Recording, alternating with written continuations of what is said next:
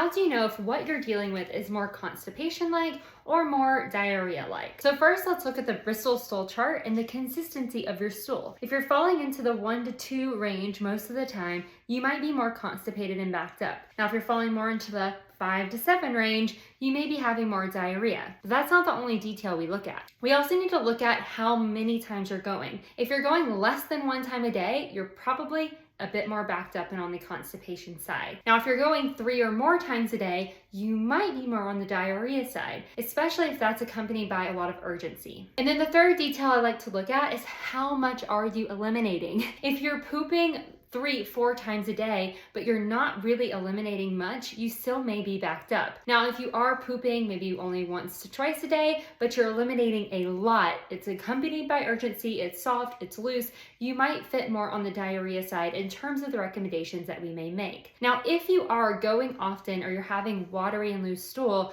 but you're not eliminating enough, or it feels like you're not really letting go of much, you might be dealing with what's called overflow diarrhea.